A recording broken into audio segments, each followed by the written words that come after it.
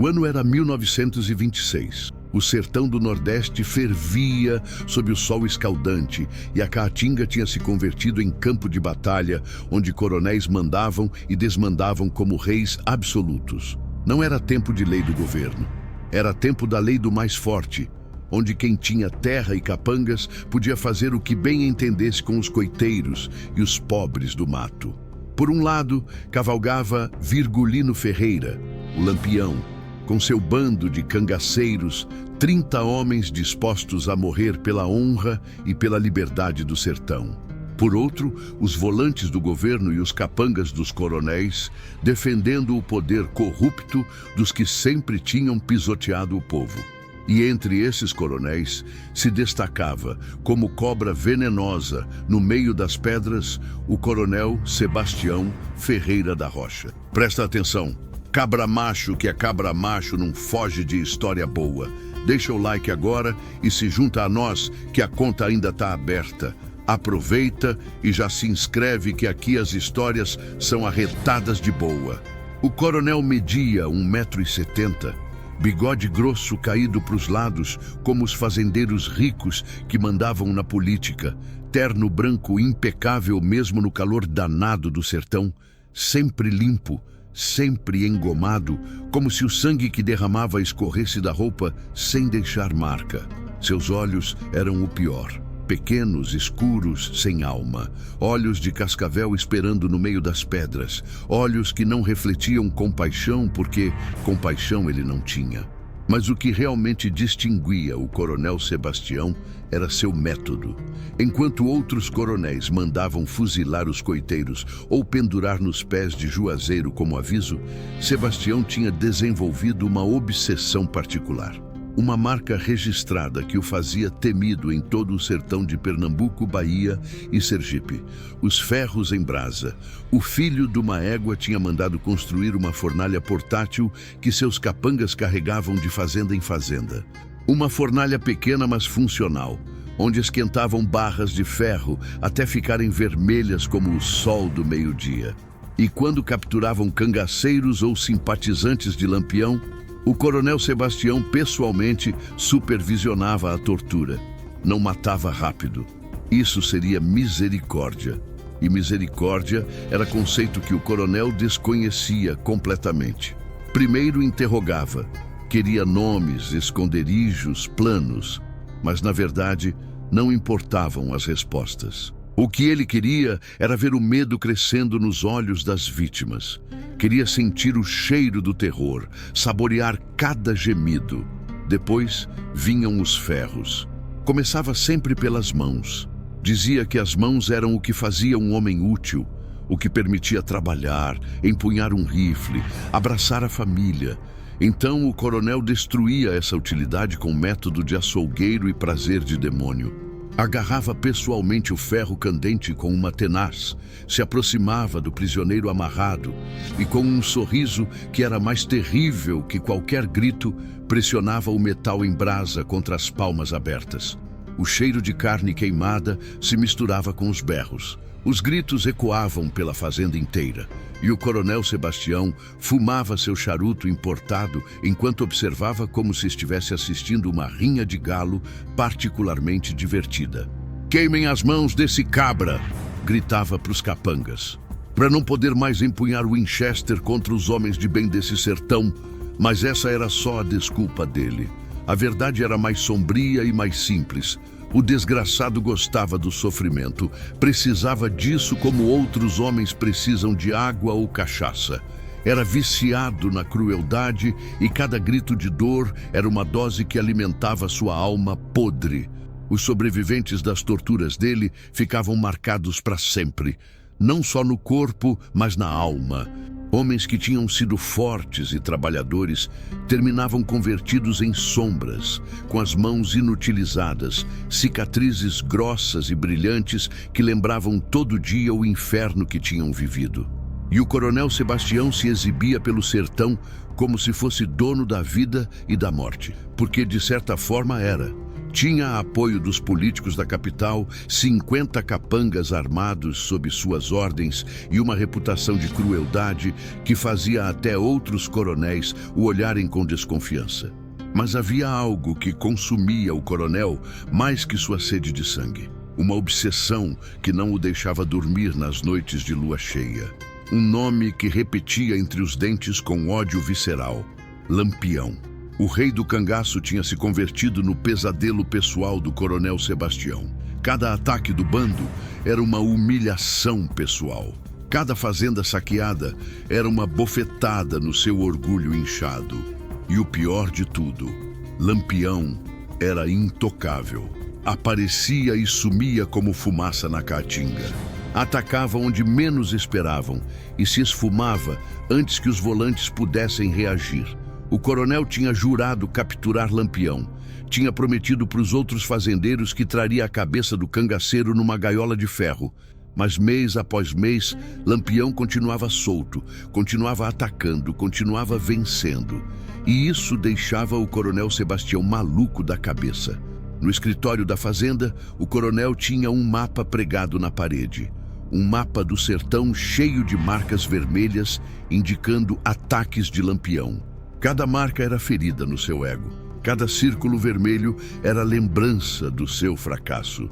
"Vou pegar esse cabra", dizia para os capangas enquanto apontava o mapa com seu chicote. "E quando tiver ele amarrado, vou queimar cada pedaço do corpo dele até não sobrar nada além de cinza e lembrança." Os capangas concordavam com a cabeça, porque era o que se esperava deles. Mas entre eles, quando estavam sozinhos, alguns murmuravam a verdade que ninguém se atrevia a dizer em voz alta. O coronel Sebastião nunca ia capturar Lampião. O rei do cangaço era esperto demais, rápido demais, querido demais pelo povo. E Lampião sabia perfeitamente quem era o coronel Sebastião Ferreira da Rocha. Conhecia sua reputação. Tinha ouvido os testemunhos de sertanejos torturados. Tinha visto as mãos queimadas de homens que sobreviveram aos interrogatórios dele. E embora Lampião fosse homem de ação rápida e temperamento quente como pimenta malagueta, no caso do coronel Sebastião tinha decidido esperar. "Esse cachorro vai cometer um erro", dizia Lampião para os seus cabras ao redor da fogueira. "E quando cometer, eu vou estar lá para cobrar." Os cangaceiros sabiam que quando Lampião falava assim, com aquela voz calma e aqueles olhos frios como pedra de rio, era mais perigoso que quando gritava ordens no meio do tiroteio. Porque Lampião furioso era como tempestade do sertão, violento, destrutivo, mas passageiro. Lampião calculista era como a própria caatinga, paciente, implacável, mortal. A primavera de 1926 chegou ao sertão com seu calor de rachar pedra e seus ventos que traziam poeira da caatinga até as ruas das vilas. A fazenda do coronel Sebastião dominava a região como tumor maligno em corpo doente. Mas havia algo diferente no ar. Uma tensão que os velhos do sertão reconheciam porque tinham sentido antes, justo antes da tempestade chegar. Os cachorros uivavam sem razão aparente.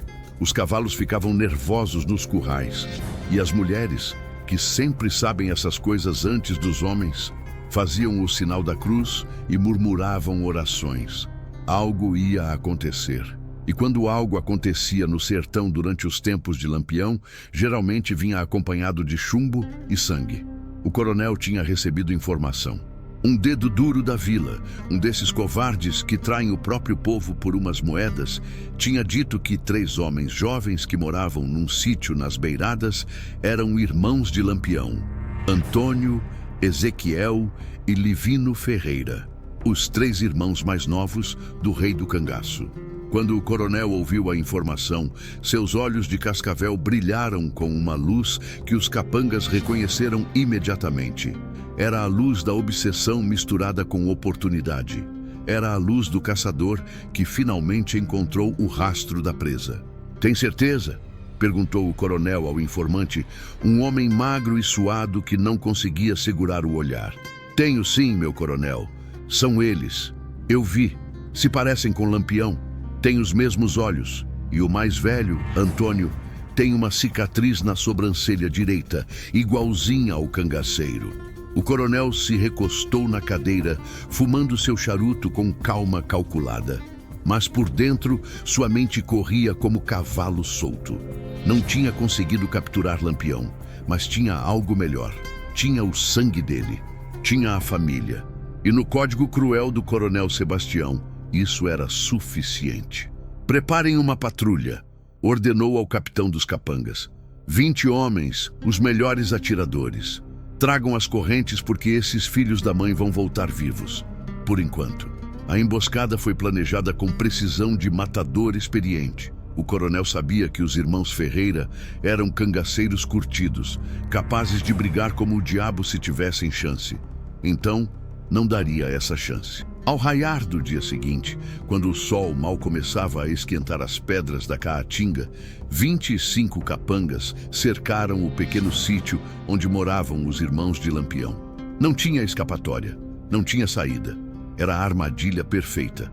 Antônio Ferreira, o mais velho, tinha 32 anos. Era homem forte, de mãos grandes e calejadas pelo trabalho da roça, com o mesmo maxilar quadrado do irmão Virgulino.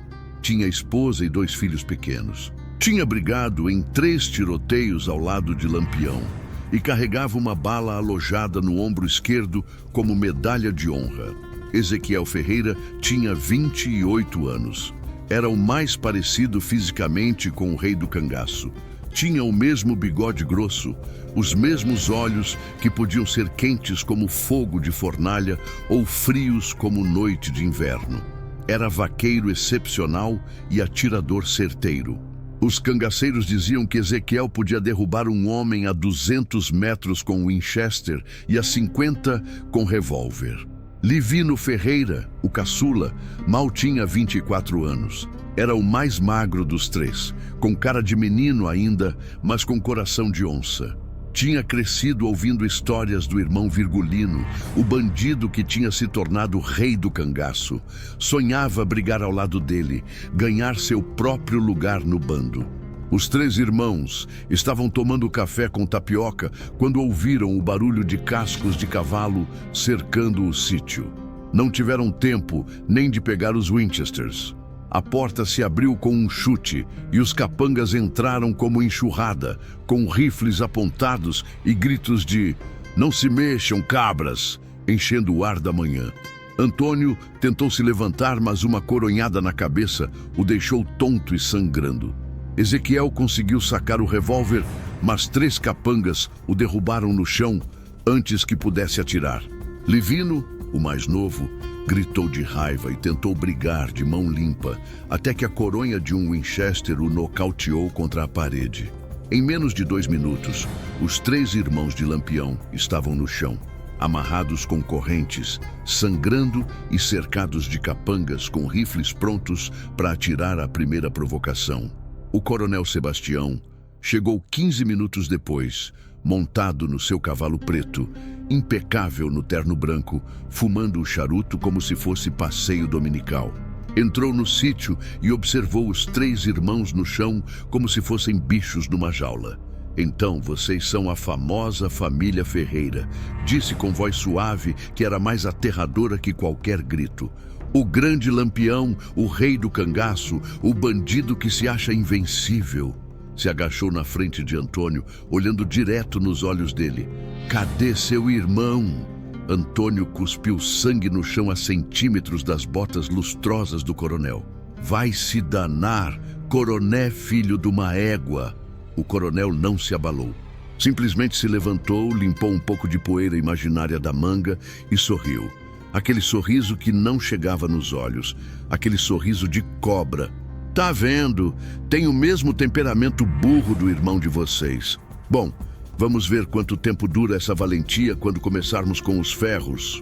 Os 3 irmãos foram arrastados do sítio, acorrentados e jogados numa carroça como gado.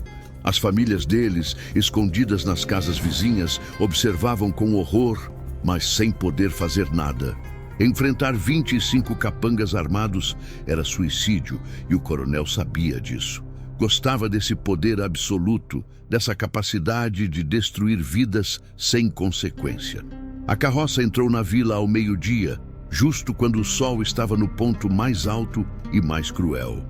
O coronel tinha ordenado que levassem os prisioneiros direto para a praça principal, na frente da igreja, onde todo mundo pudesse ver. Porque o que vinha não era só interrogatório, era espetáculo, era mensagem. Era a demonstração de poder feita para quebrar o espírito de qualquer um que simpatizasse com Lampião. A praça encheu de gente.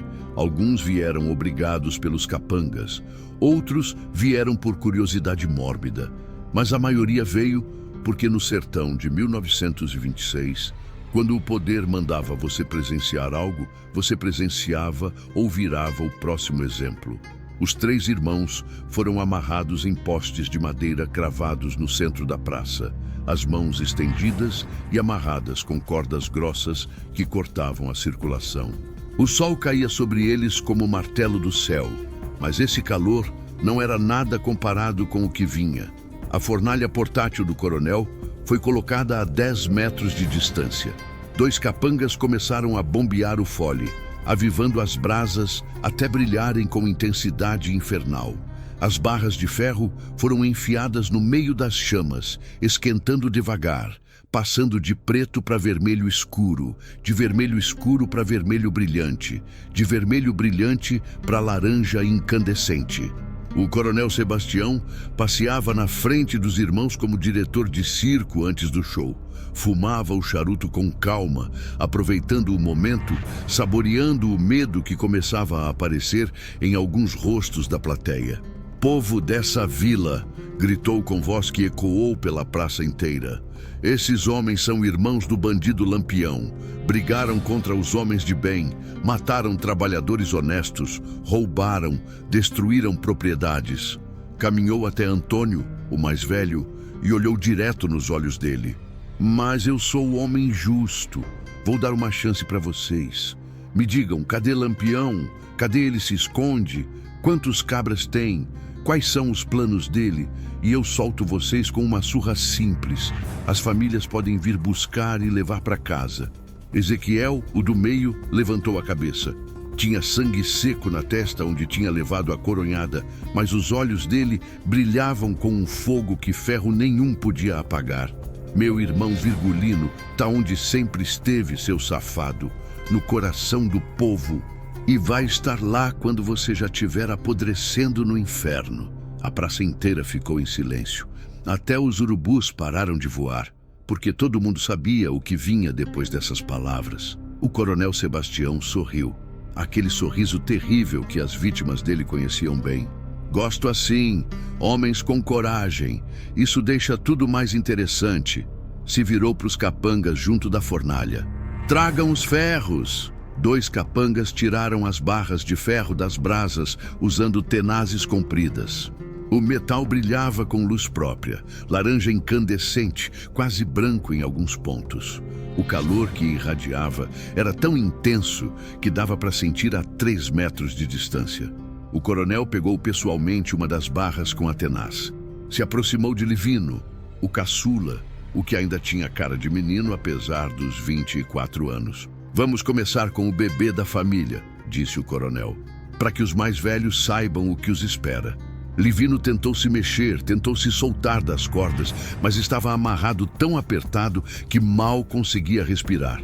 Os olhos dele, que até aquele momento tinham mostrado valentia, começaram a encher de algo mais primitivo: medo. Medo puro e animal do sofrimento que se aproximava. "Soltem a mão direita dele", ordenou o coronel. Um capanga cortou a corda que segurava a mão direita de Livino. Outro agarrou e esticou a palma para cima, segurando com força bruta, enquanto Livino tentava inutilmente fechar o punho. O coronel aproximou o ferro em brasa. "Última chance, rapaz. Cadê Lampião?" Livino respirava com dificuldade. O suor escorria pela cara dele. Conseguia sentir o calor do ferro chegando perto da pele. Fechou os olhos e, quando abriu, olhou direto para o coronel com ódio mais puro que o fogo da fornalha.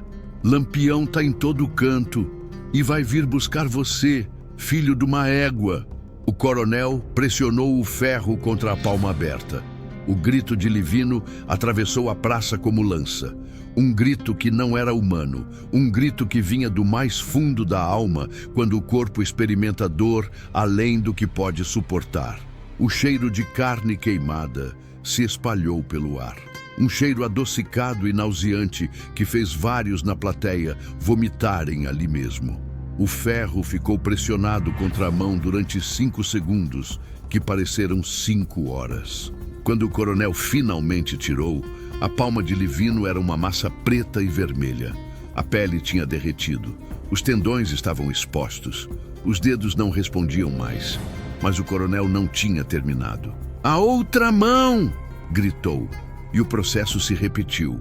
Mesma pergunta, mesma recusa, mesmo ferro candente, mesmo grito lancinante. Livino, o caçula dos Ferreira, ficou pendurado nas cordas, desmaiado pela dor, com as 2 mãos destruídas, inúteis para sempre. O coronel se virou para Ezequiel. "Próximo." Ezequiel não suplicou, não chorou. Simplesmente olhou para o coronel com desprezo absoluto enquanto queimavam a primeira mão dele.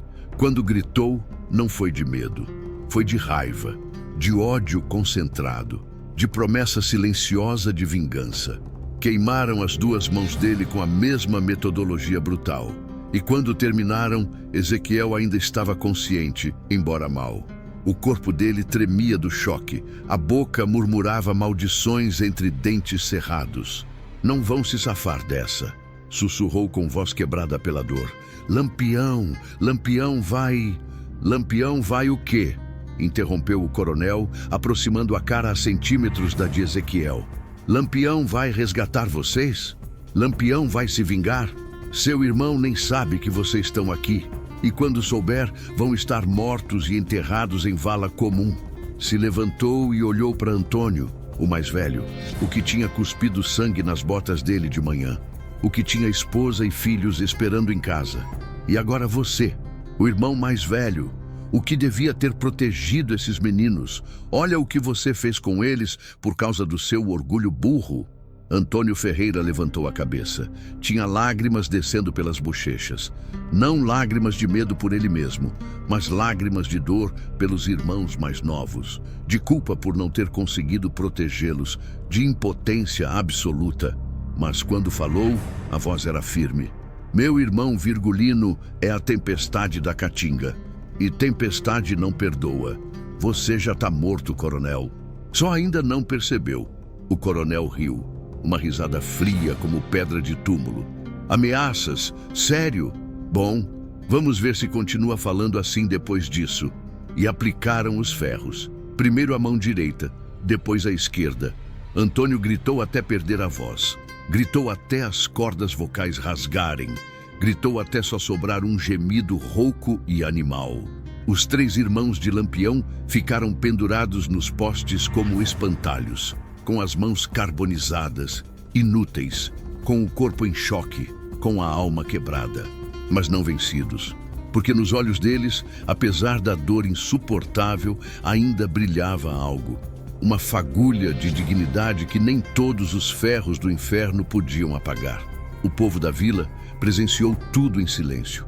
Alguns choravam, outros olhavam para o chão, incapazes de suportar o espetáculo. Mas todos gravavam a cena na memória porque sabiam que isso era história, sabiam que isso teria consequências. E no meio da multidão, escondido entre a gente, com o chapéu puxado até os olhos e um gibão cobrindo a cara, tinha um homem que observava tudo com olhos que eram como 2 pedaços de carvão aceso. Virgulino Ferreira da Silva, Lampião. O rei do cangaço tinha chegado na vila de manhã, seguindo o rumor de que os volantes tinham capturado gente da família dele. Tinha vindo sozinho, sem o bando, disfarçado de vaqueiro comum. E agora estava ali, a 30 metros de distância, vendo o coronel Sebastião torturar os irmãos dele. As mãos de Lampião tremiam, não de medo, de fúria contida. Cada fibra do corpo dele gritava para sacar o punhal, para matar o coronel ali mesmo, para descarregar os 2 revólveres até acabar as balas naquele terno branco. Mas Lampião era estrategista, era guerreiro experiente. Sabia que se agisse agora, matavam ele em segundos, e os irmãos morriam de qualquer jeito. E a vingança ficaria sem se cumprir.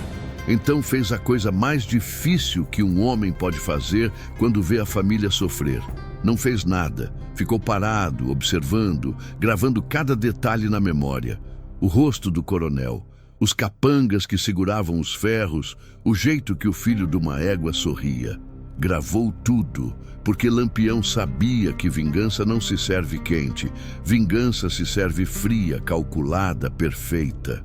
Quando finalmente o coronel ordenou que tirassem os irmãos dos postes e arrastassem de volta para a fazenda, Lampião se misturou com a multidão e desapareceu como fumaça no vento. Naquela noite, os 3 irmãos Ferreira morreram nas celas deles. Os corpos não aguentaram o choque e a infecção que já começava nas mãos queimadas. Morreram sem ver o amanhecer, sem se despedir das famílias, sem saber se o irmão mais velho ia vingá-los. Mas Lampião sabia. Soube no momento em que viu as mãos dos irmãos pegando fogo. Soube quando escutou os gritos deles. Soube quando viu o sorriso do coronel Sebastião. E em algum lugar da Caatinga de Pernambuco, naquela noite, Lampião fez um juramento. Um juramento sobre o sangue da família dele. Um juramento sobre a terra que tinha visto eles nascerem. Um juramento que a própria Caatinga escutou e guardou na memória eterna. O coronel Sebastião vai arder. Vai arder exatamente como queimou meus irmãos. E eu vou estar lá para ver cada segundo do sofrimento dele. Nesse momento, Virgulino Ferreira morreu para sempre. O que restou foi algo maior, mais implacável. O que restou foi Lampião puro, Lampião justiceiro, Lampião vingador. A Caatinga não esquece, e Lampião era a memória da Caatinga. Depois daquela noite na vila, Lampião sumiu, não fugiu, não se escondeu de medo, simplesmente se esfumou como neblina da madrugada quando o sol esquenta. Os volantes procuraram por todo canto. Mandaram patrulhas para cada sítio, cada vila, cada gruta da serra. Interrogaram sertanejos, torturaram suspeitos, ofereceram recompensas que fariam rico qualquer cabra por 3 gerações. Mas Lampião não apareceu. Era como se a terra mesmo tivesse engolido ele.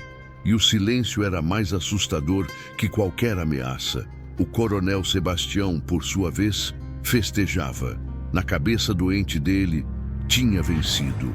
Tinha executado os irmãos do bandido mais famoso do Nordeste. Tinha provado que ninguém era intocável, que o poder dos coronéis podia quebrar qualquer um.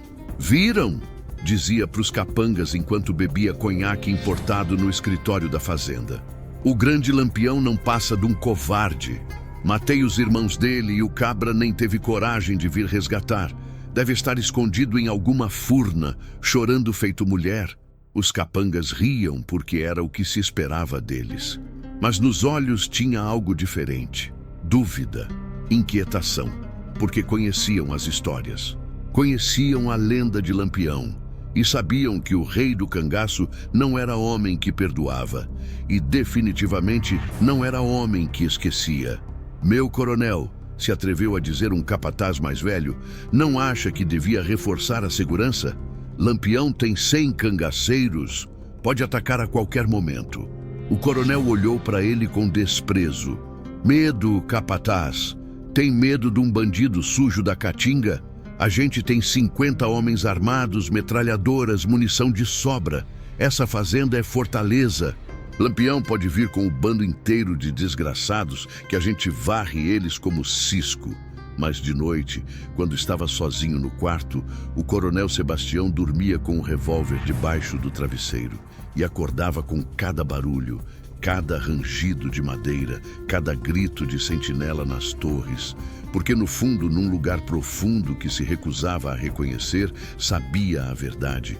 Tinha acordado algo antigo e terrível, algo que não ia descansar até cobrar a dívida. Enquanto o coronel bebia e fanfarroneava, Lampião trabalhava nas sombras. Primeiro reuniu os cabras mais leais, não todos, só os que tinham cavalgado com ele desde o começo, Os que entendiam que isso não era batalha militar, era assunto pessoal, era sangue pedindo sangue, reuniu eles num cânion perdido na serra, onde nem o vento da caatinga encontrava. Eram 10 homens, 10 lobos do sertão com olhos duros e mãos acostumadas a matar. Lampião chegou no acampamento sem falar palavra. Desmontou do cavalo, tirou o chapéu e durante 5 minutos completos ficou olhando para o fogo da fogueira sem abrir a boca. Os cangaceiros esperaram. Conheciam o capitão deles. Sabiam quando interromper e quando ficar calado. E esse era momento de silêncio. Finalmente Lampião falou. A voz era baixa, quase um sussurro, mas cada palavra pesava como pedra de moinho. Meus irmãos estão mortos. Não era pergunta, era declaração. Era fato consumado que ainda não conseguia processar completamente. Queimaram eles vivos. Destruíram as mãos com ferros em brasa. Fizeram sofrer até o corpo não aguentar mais. E aquele filho de uma égua do coronel Sebastião passeava fumando charuto enquanto meus irmãos berravam. Levantou o olhar. Os olhos brilhavam com algo que os cangaceiros nunca tinham visto antes. Não era raiva. Raiva era emoção quente, explosiva. Isso era diferente. Isso era frio, calculado, eterno. Eu estava lá, vi eles morrerem e não pude fazer nada. Isso vai me perseguir até meu último dia nessa terra. Corisco, o braço direito, o homem que tinha executado 20 volantes sem pestanejar, se aproximou de Lampião e botou a mão no ombro dele. Meu capitão, diga o que tem que fazer e a gente faz. Se for para queimar aquela fazenda com todos os capangas dentro, a gente queima. Se for para matar o coronel devagar durante dias, a gente faz. Você manda e a gente executa. Lampião assentiu devagar.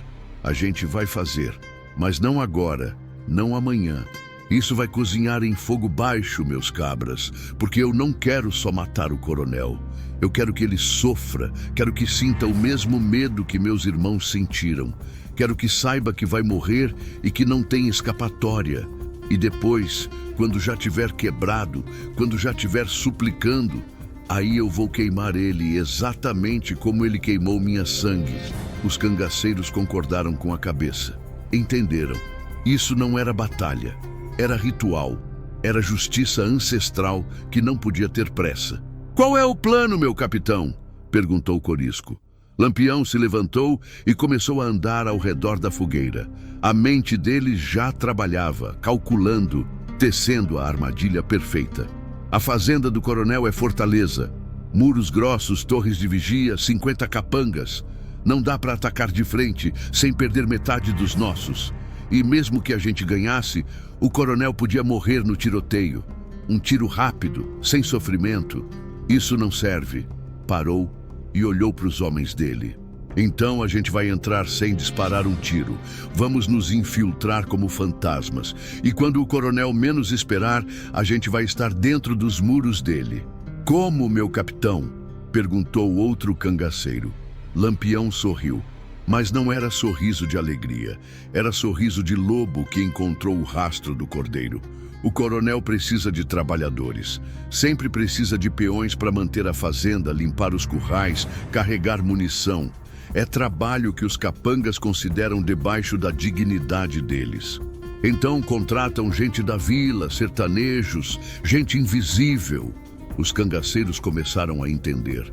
A gente vai virar essa gente invisível, continuou Lampião. 10 de vocês vão voltar para os seus lugares, vão tirar as roupas de cangaceiro, vão se vestir de sertanejo pobre, vão deixar os Winchesters e os revólveres e vão arrumar emprego na fazenda como peões. E se reconhecerem a gente? Perguntou um. Não vão reconhecer. Vocês escolhem cabras que nunca estiveram naquela região, caras novas, e vão se passar por gente desesperada que precisa de trabalho. Vão ser humildes, submissos, invisíveis. Vão fazer tudo o que mandarem sem reclamar. Vão virar fantasmas que andam entre os capangas sem que eles saibam quem vocês são de verdade. Corisco assentiu, aprovando. E quanto tempo a gente espera? O tempo que for preciso. respondeu Lampião. 1 semana, 1 mês, 3 meses. Não importa, porque quando chegar a hora, quando todo mundo tiver em posição, a gente fecha a armadilha. E o Coronel Sebastião vai entender que nessa vida tudo se paga. Passaram 2 semanas antes do primeiro cangaceiro conseguir emprego na fazenda. Se chamava Moreira, ou pelo menos esse era o nome que usou. Era homem de 30 anos, cara comum, sem nenhum traço que chamasse atenção. O tipo de pessoa que você pode ver 100 vezes e nunca lembrar. Perfeito para a missão. Se apresentou na fazenda com chapéu velho e roupa remendada, pedindo trabalho para o capataz encarregado de contratar peões. "O que sabe fazer?" perguntou o capataz sem muito interesse. "O que o senhor precisar? Sei trabalhar com cavalo. Posso carregar peso, limpar o que for. Tenho família para alimentar e não tem serviço na roça." O capataz olhou ele de cima a baixo. Viu o que esperava ver. Mais um sertanejo desesperado. Mais um homem quebrado pelos tempos difíceis que só queria sobreviver. 5.000 réis por semana. Começa amanhã no raiar do dia.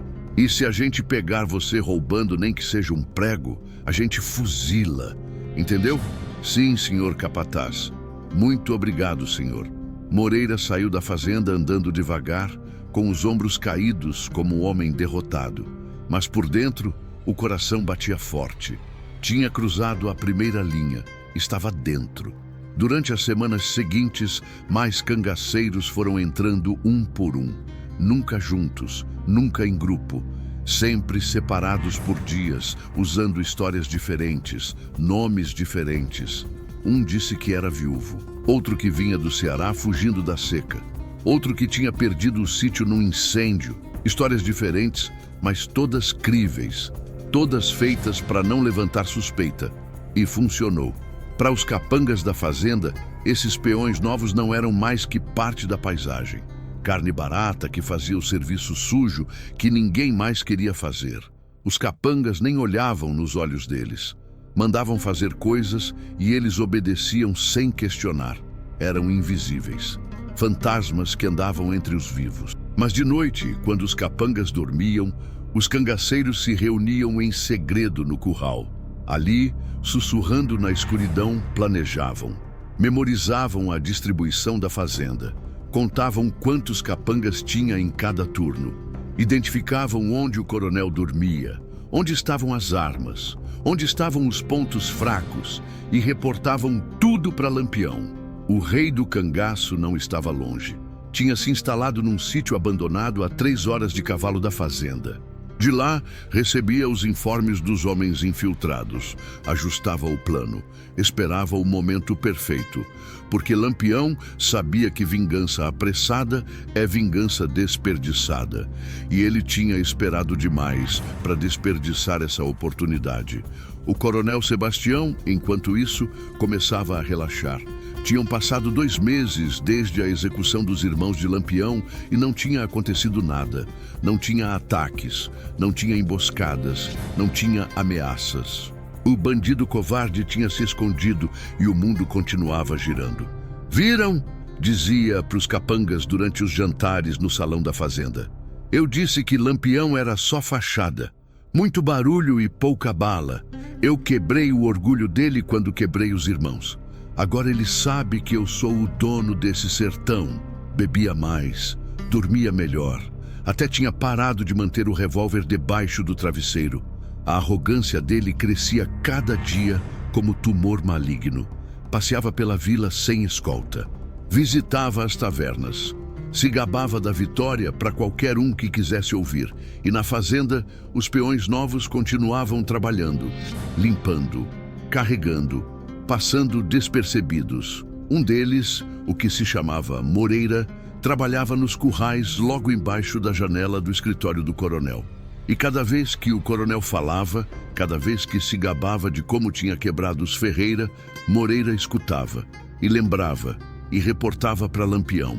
E cada relatório era como querosene jogado no fogo da vingança que ardia no coração do rei do cangaço. Mas então veio a complicação. Eram 3 da tarde de uma quinta-feira quando um dos capangas reconheceu um dos infiltrados. O cangaceiro que usava o nome de Silva estava carregando sacos de milho para o depósito quando passou por um capanga velho que tinha lutado contra o bando de Lampião anos atrás, numa escaramuça perto de Pesqueira. O capanga parou, olhou, franzou a testa. "Ei, você!" chamou. Silva congelou. O coração disparou. A mão instintivamente foi para o lugar onde normalmente carregava o punhal, mas não tinha arma. Só tinha as mãos vazias e um saco de milho no ombro. "Sim, senhor", respondeu, tentando manter a voz firme. "Já vi você em algum lugar. De onde você é mesmo?" Silva pensou rápido, muito rápido. "De Floresta, senhor. Trabalhava numa fazenda lá perto da serra. Vim para cá porque não tinha mais serviço." O capanga continuou olhando, os olhos estreitados, tentando lembrar. O tempo parou.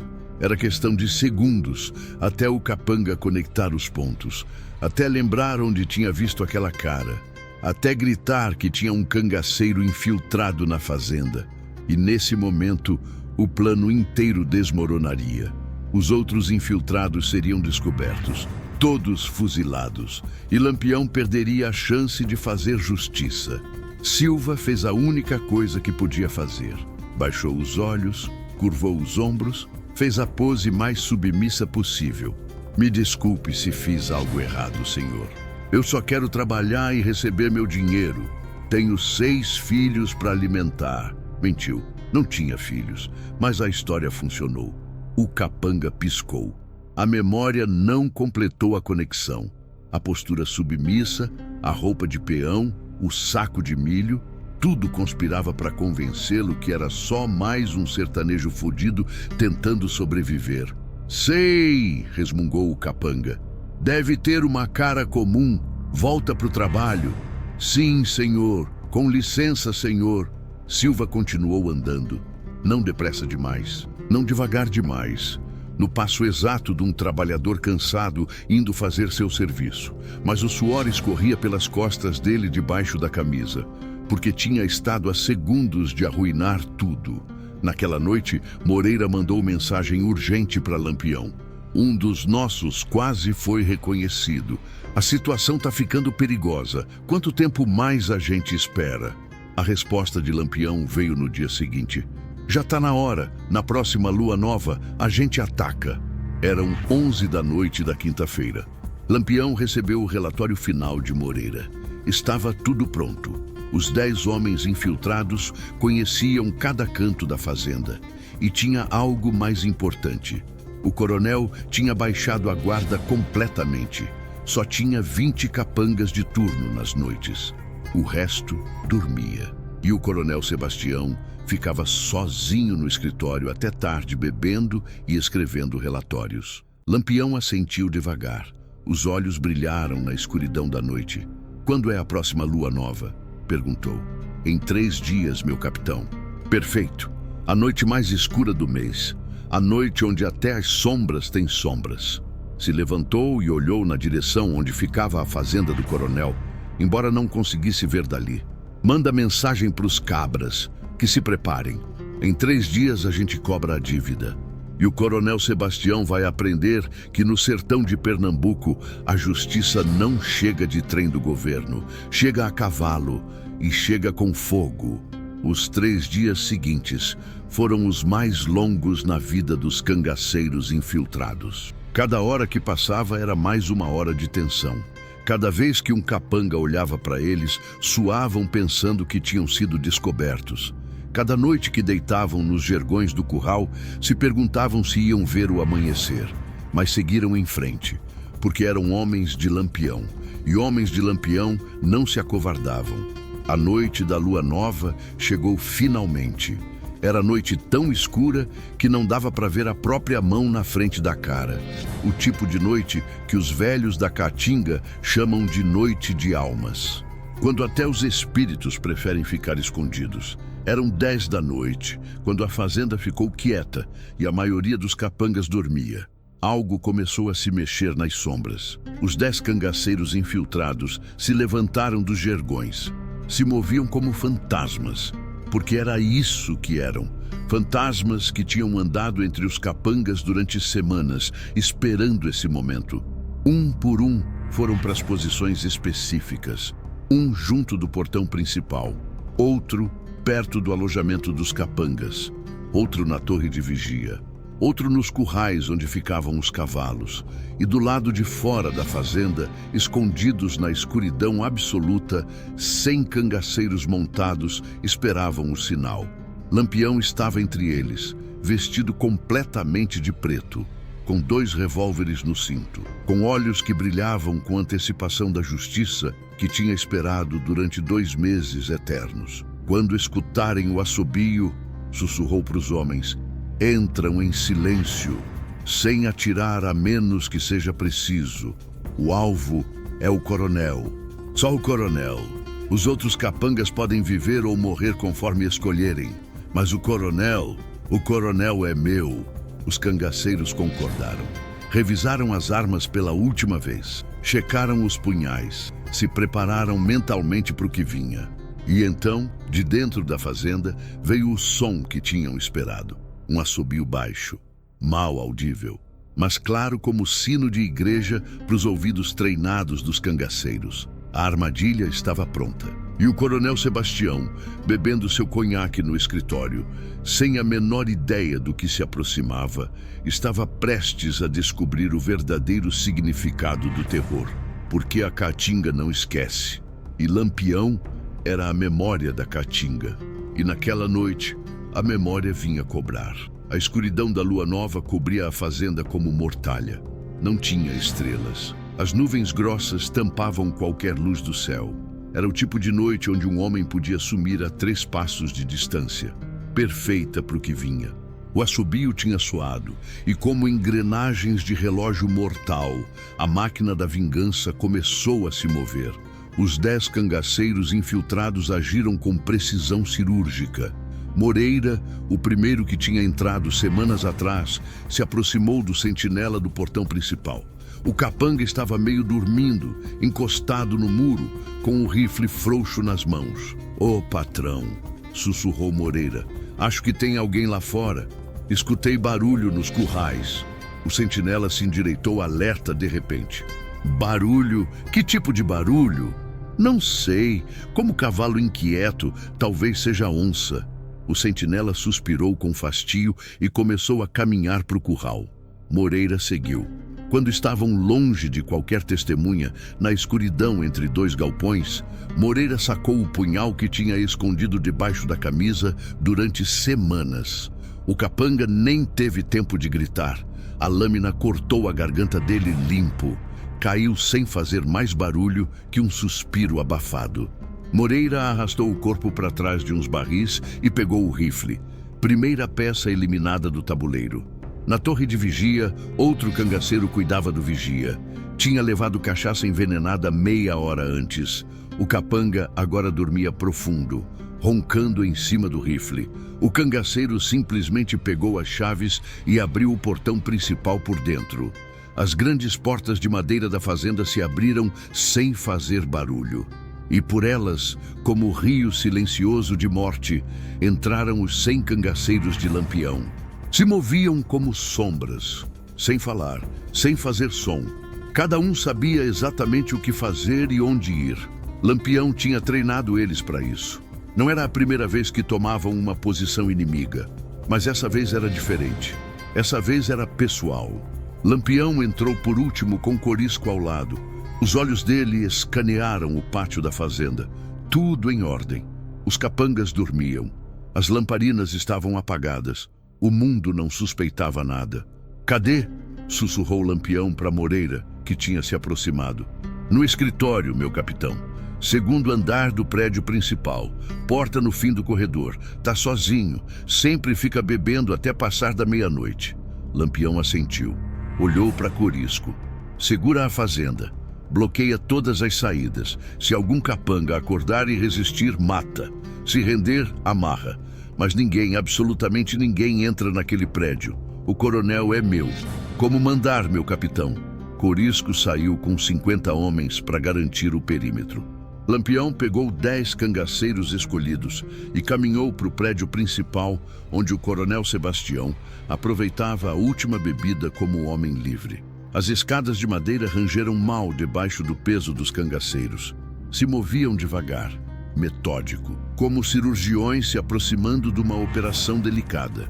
No segundo andar, o corredor estava escuro, exceto por uma linha de luz que saía debaixo da porta do fundo. O escritório do coronel. Lampião parou na frente da porta. Respirou fundo. Durante 2 meses tinha esperado esse momento. Tinha sonhado com ele. Tinha planejado cada detalhe. E agora estava ali, a centímetros de distância do homem que tinha torturado os irmãos dele. Botou a mão na maçaneta. Girou devagar. A porta não estava trancada. O coronel se sentia tão seguro na própria fazenda que nem tomava precauções básicas. Erro fatal.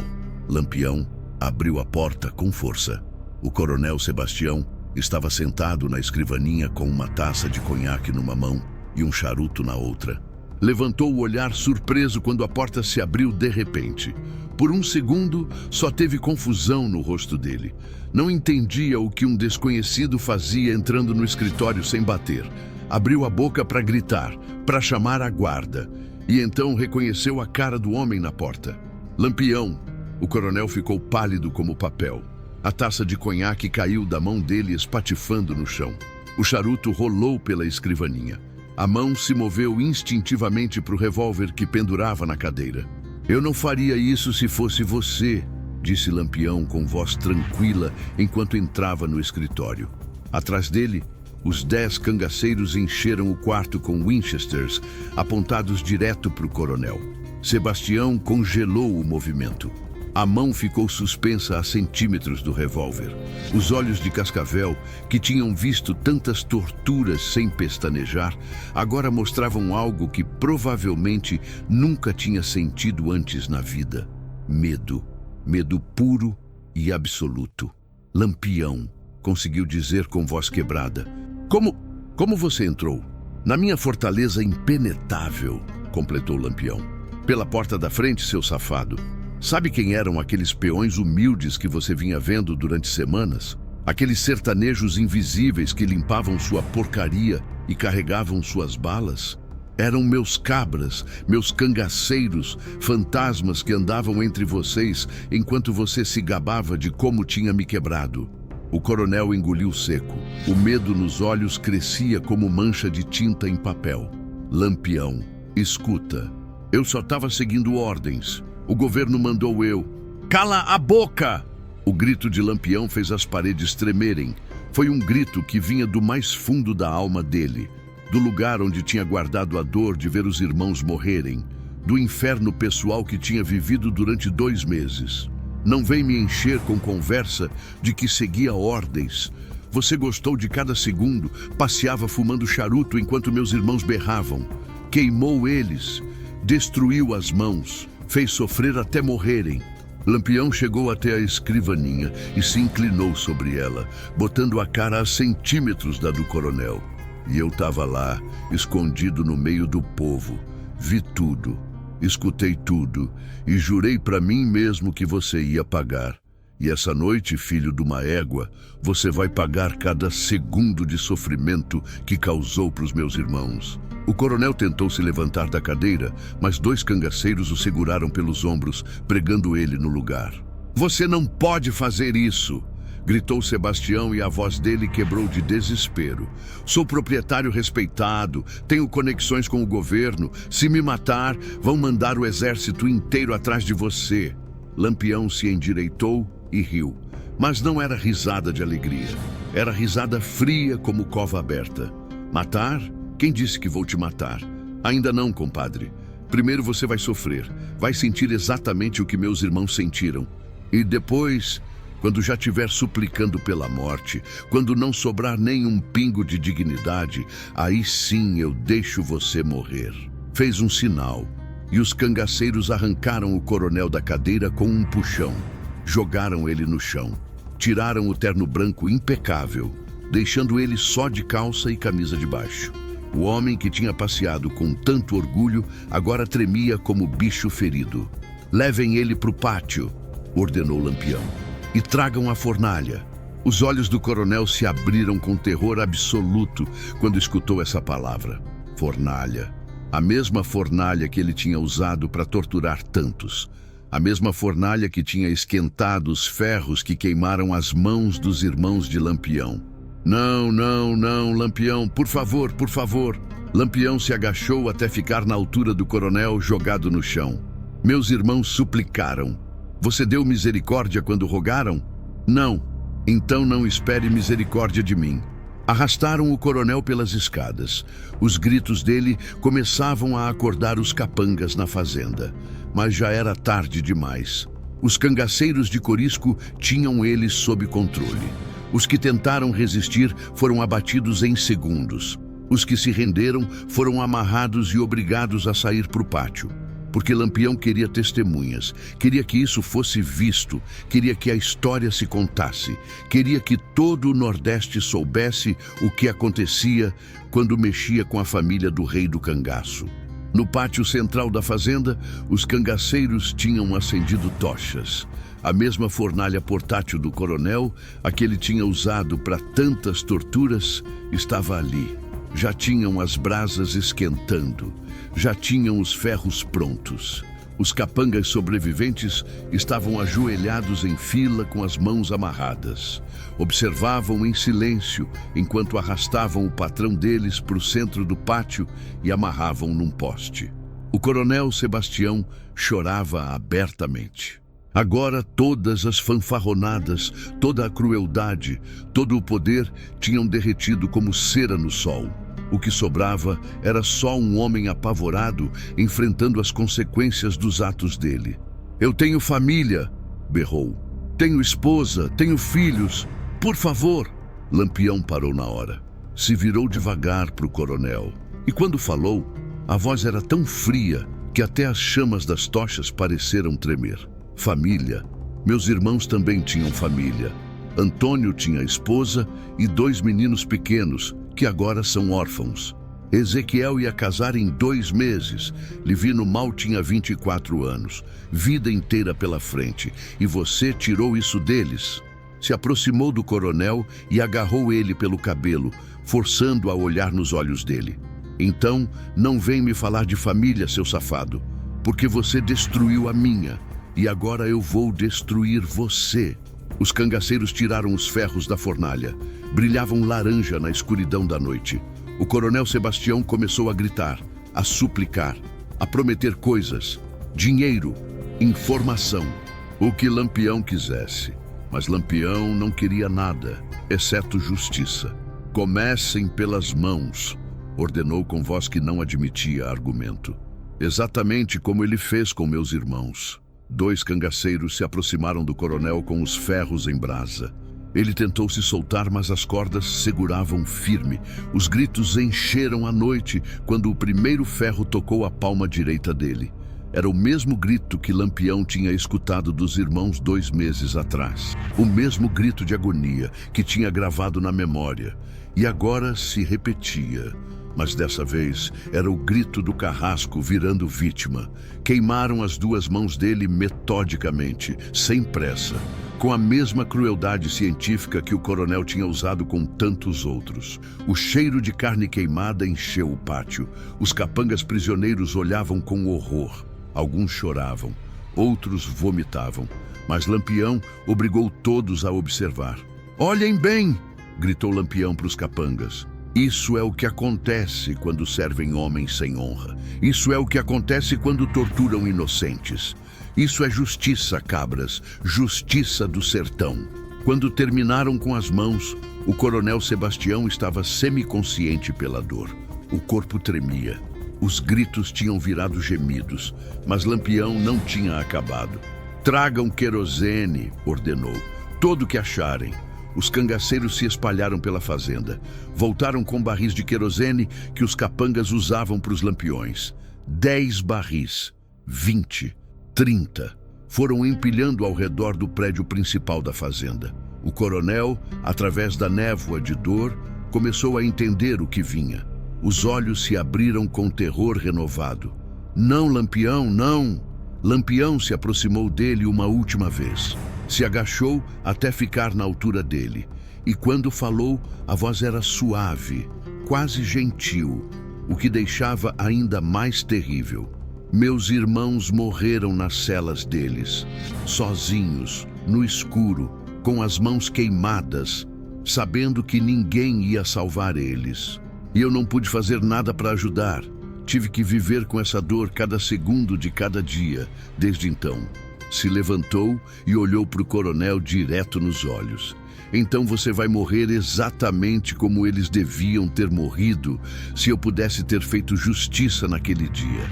Vai arder, vai sentir o fogo consumindo você e vai saber, nos seus últimos segundos de vida, que isso é por Antônio, Ezequiel e Livino Ferreira. Meus irmãos, meu sangue, minha família. Lampião fez um sinal e os cangaceiros começaram a derramar o querosene. Jogaram nas paredes do prédio principal, nos móveis que tinham tirado e empilhado ao redor do coronel, nas vigas de madeira, em tudo. O coronel gritava e suplicava, mas as palavras já não tinham significado. Era só barulho, o barulho de um homem enfrentando o inferno que ele mesmo tinha criado para os outros. Tirem os capangas da fazenda, ordenou Lampião. Não quero que morram inocentes essa noite. Isso é só para ele. Os cangaceiros obedeceram. Desamarraram os capangas prisioneiros e empurraram eles para fora da fazenda. Deixaram na estrada onde podiam ver, mas não interferir. Lampião foi o último a sair. Parou na porta da fazenda e olhou para trás. O coronel Sebastião estava amarrado no centro do pátio, cercado de querosene e madeira, as mãos destruídas penduradas inúteis dos lados, os olhos, aqueles olhos de cascavel que nunca tinham mostrado misericórdia, agora só mostravam terror absoluto. A Caatinga não esquece, disse Lampião em voz alta para que o coronel e todos os presentes escutassem. E eu sou a memória da Caatinga. Dorme com os capetas, seu safado. Tirou um palito de fósforo, riscou com calma, observou arder durante um segundo e jogou. A explosão de fogo foi instantânea. O querosene pegou como se o próprio inferno tivesse aberto as portas. As chamas dispararam para o alto, iluminando a noite com luz laranja e vermelha.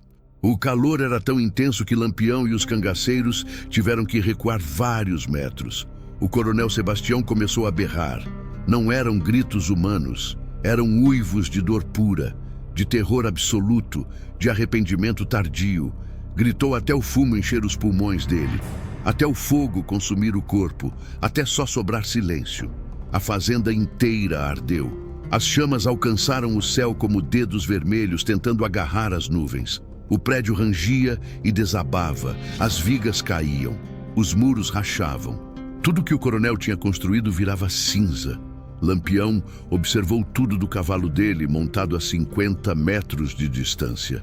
Não mostrou emoção no rosto, não tinha satisfação, não tinha alegria, só um vazio profundo, porque vingança, mesmo quando necessária, mesmo quando justa, não trazia os mortos de volta. Não curava a dor, só acalmava ela temporariamente. Corisco se aproximou do lado dele. Como se sente, meu capitão? Lampião ficou em silêncio por longo tempo. Finalmente, sem tirar os olhos do incêndio, respondeu: não sinto o que pensei que ia sentir. Vingança é quente, te queima por dentro. Justiça é fria, mas dura para sempre. Isso não foi vingança, foi justiça. E justiça não traz paz, só traz equilíbrio. O fogo continuou ardendo a noite toda. Os moradores da vila saíram das casas para observar. Não tinha medo nos rostos deles, tinha espanto, porque tinham acabado de presenciar algo que achavam impossível. Tinham visto o tirano cair. Tinham visto justiça sendo servida na forma mais brutal e definitiva. E quando o sol finalmente começou a nascer pelo leste, iluminando a Caatinga com sua luz dourada, só sobravam cinzas onde antes tinha sido a fazenda do coronel Sebastião Ferreira da Rocha. Cinzas e memória, porque no sertão do Nordeste a justiça não chegava de trem do governo, chegava a cavalo e chegava com fogo. O amanhecer chegou à Caatinga como sempre chega, devagar, pintando o céu de laranja e rosa, aquecendo as pedras que tinham passado a noite geladas. Mas esse amanhecer era diferente. Esse amanhecer chegava a um lugar transformado.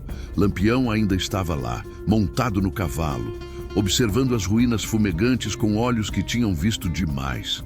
Não tinha dormido, não tinha comido, só tinha ficado imóvel a noite inteira, vendo arder o inferno que ele mesmo tinha acendido. Um ancião foi o primeiro a se aproximar.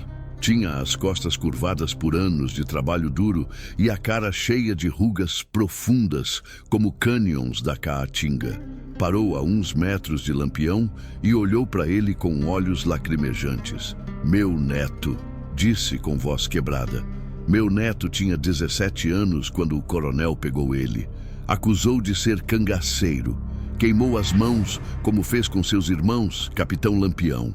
O menino sobreviveu, mas nunca mais pôde trabalhar. Morreu faz 6 meses de tristeza e vergonha. O velho tirou o chapéu e segurou contra o peito. "Obrigado, capitão. Obrigado por fazer o que o governo nunca ia fazer. Obrigado por mostrar que ainda tem justiça nesse mundo." Lampião desceu do cavalo, se aproximou do velho e botou a mão no ombro dele. "Sinto muito pelo seu neto, seu. Sinto muito mesmo. Queria ter agido antes. Queria ter salvado todos que esse desgraçado machucou." "Não se desculpe, capitão. O senhor fez mais que qualquer outro homem teria coragem de fazer. E meu neto agora pode descansar em paz, sabendo que o carrasco dele pagou." Mais gente começou a chegar. Mulheres que tinham perdido maridos, pais que tinham perdido filhos, trabalhadores que tinham sido torturados, famílias que tinham vivido sob o terror do coronel Sebastião durante meses ou anos. E todos tinham a mesma expressão nos rostos. Não era alegria exatamente, era algo mais fundo.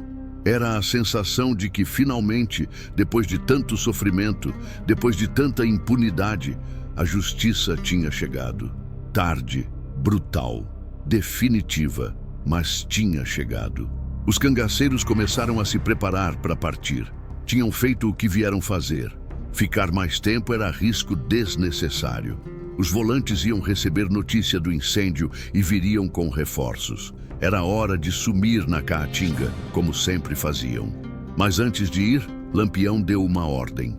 "Que todos os capangas que a gente capturou sejam liberados, que vão com as famílias deles, mas digam isso para eles. Eu não vim aqui para matar soldados que só seguem ordens. Vim pelo coronel Sebastião. Ele era o câncer, ele era o problema. Agora que está morto, não tenho nenhuma pendência com vocês. Mas se algum decidir seguir os passos do coronel, se alguém decidir torturar inocentes ou abusar do poder, eu vou saber e vou voltar." Os capangas sobreviventes, ainda em choque pelo que tinham presenciado, concordaram vigorosamente. Não tinha desafio nos olhos deles, só medo e respeito. Tinham aprendido a lição do jeito mais brutal possível. Lampião montou o cavalo. Corisco e os cangaceiros fizeram o mesmo.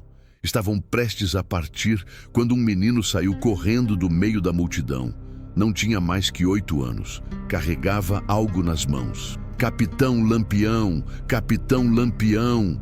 gritava enquanto corria. Lampião parou o cavalo e esperou o menino chegar. O moleque estava sem fôlego, com as bochechas vermelhas do esforço. "Minha avó mandou eu dar isso para o senhor", disse estendendo as mãos. Nelas tinha 1/3 velho, as contas gastas por anos de uso. "Ela disse que é para proteger o senhor. Disse que o senhor é herói do povo e que Deus vai cuidar do senhor." Lampião pegou o terço com cuidado. Olhou durante um momento. Era objeto simples, sem valor em dinheiro, mas pesava como montanha de significado. "Diz para sua avó que muito obrigado", falou Lampião com voz suave, "e que vou cuidar desse terço como se fosse da minha própria mãe." O menino sorriu e correu de volta para a família. Lampião guardou o terço no bolso. Esporeou o cavalo.